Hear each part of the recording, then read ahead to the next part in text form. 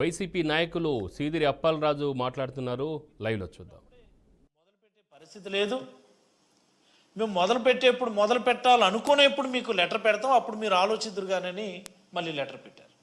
ఏంటండి ఇది?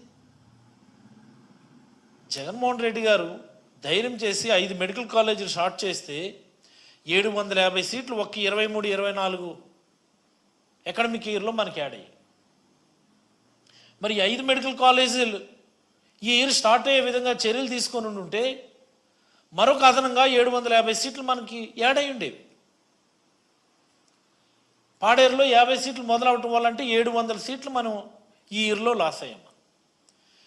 25-26కి ఇంకా 7 మెడికల్ కాలేజీలు ఉన్నాయి మనకి. పార్వతీపురం, పిడుగురాళ్ళ, నర్సీపట్నం, అమలాపురం, పాలకొల్లు, బాపట్ల, పెనుగొండ, ఈ మొత్తంగా 7 మెడికల్ కాలేజీల్లో 25-26 గాను ప్రభుత్వం నిజంగా చిత్తశుద్ధి ఉండి చర్యలు తీసుకొని నిర్మాణాలను క్యారీ ఫార్వర్డ్ చేసి ఉంటే అవొక్క అదనంగా 1050 సీట్లు 25-26కి యాడ్ అయ్యాయి. అంటే 25-26 అకాడమిక్ ఇయర్ గాను మొత్తంగా మనం లూజ్ అయినటువంటి సీట్లు 2450 మెడికల్ సీట్లు. ఇది నాకు అర్థమవుతుంది. చంద్రబాబు గారేమో విజనరీ అంటారు, చంద్రబాబు నాయుడు గారికి ఏమో ఎలివేషన్లు ఇస్తారు, కేజీఎఫ్ స్టైల్లో ఎలివేషన్లు ఇస్తారు. చంద్రబాబు నాయుడు గారికి ఉన్నటువంటి అనుభవం ప్రపంచంలో ఏ రాజకీయ నాయుడికి లేదంటారు, రాజకీయ నాయకుడికి లేదంటారు. చంద్రబాబు నాయుడు అడుగేస్తే మాస్ అంటారు. ఇవన్నీ ఏమైపోయి?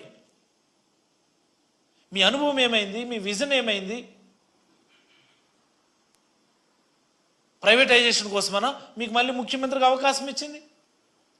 ప్రైవేట్ వాళ్ళకి అమ్మేయడానిక మీకు ఈసారి మళ్ళీ అవకాశం ఇచ్చింది ఈ చివరి దశలో? మొన్నటి నీట్ కౌన్సిలింగ్ మనం ఒకసారి అబ్జర్వ్ చేస్తే 24-25 జరిగినటువంటి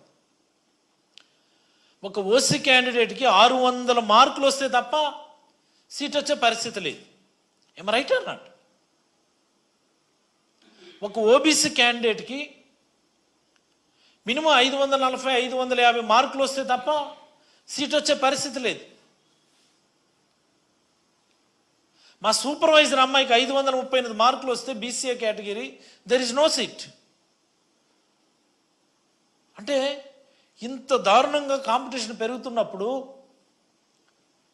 మనకి ప్రొవిజన్ ఉన్నప్పుడు, బిల్డింగ్స్ ఉన్నప్పుడు, అడ్మినిస్ట్రేటివ్ శాంక్షన్స్ ఉన్నప్పుడు, నిర్మాణాలు క్యారీ ఫార్వర్డ్ చేసి మీరు ఇప్పుడు కూడా ప్రభుత్వంలో భాగస్వామ్యంగా ఉన్నారు కదా, ఎన్డీఏ ప్రభుత్వంలో భాగస్వామ్యంగా ఉన్నారు కదా, ఈ స్టేట్లో కూడా అలయన్స్ గవర్నమెంటే కంటిన్యూ అవుతుంది కదా. మీరు ఒక మాట చెప్తే మెడికల్ సీట్లు శాంక్షన్ అవుతాయి, మీరు ఒక లెటర్ పెడితే ఇమీడియట్గా మీకు శాంక్షన్ అవుతాయి. బికాజ్ మీ యొక్క సపోర్ట్తోనే కేంద్రంలో ప్రభుత్వం రన్ అవుతుంది. అయినా సరే మీరు ఎందుకు అందిపుచ్చుకోవడం లేదు? మీకున్న ఆసక్తి ఏంటి? ప్రైవేటైజ్ చేసేస్తాం, ప్రైవేట్కి ఇచ్చేద్దాం. ఏంటిది? నాకు అర్థం కాదు. మీరు ప్రతిపక్షంలో ఉన్నప్పుడు మాట్లాడేంటి?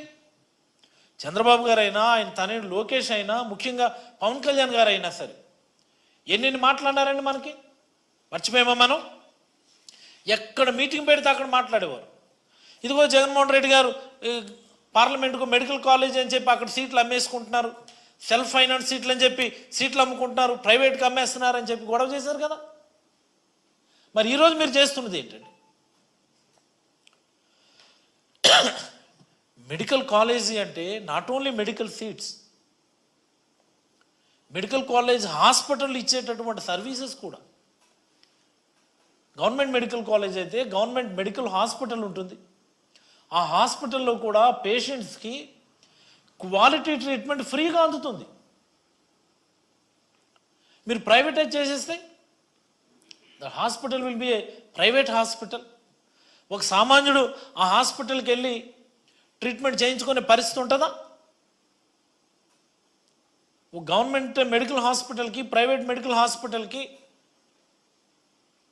క్వాలిటీ ఆఫ్ కేర్లో కానీ, కాస్ట్ ఆఫ్ ది కేర్లో కానీ ఖచ్చితమైనటువంటి తేడా ఉంటుంది. ఈ మాత్రం లాజిక్ ఎందుకు మీకు అర్థం కావడం లేదు?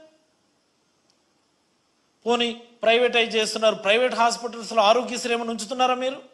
ఆరోగ్యశ్రీ కూడా ఈరోజు ఇన్సూరెన్స్ కంపెనీలకు ఇచ్చి దాన్ని కూడా ప్రైవేటైజ్ చేస్తూ ఉన్నారు. ఈ దారుణం కాదా? ఇది దారుణం కాదా? ఒక ఇన్సూరెన్స్ కంపెనీ వాడు యాజ్ మెనీ యాజ్ పాసిబుల్కి క్లెయిమ్స్ ఇద్దామని ఆలోచిస్తాడా, యాజ్ మెనీ యాజ్ పాసిబుల్కి క్లెయిమ్స్ తిరస్కరిద్దామని ఆలోచిస్తాడా? ఇది ఒకసారి గమనించాలి. ఇది ఇట్స్ ఏ ఓపెన్ సీక్రెట్. ఇది మీలో ఉంటారు జర్నలిస్టుల్లోనే ఎంతోమంది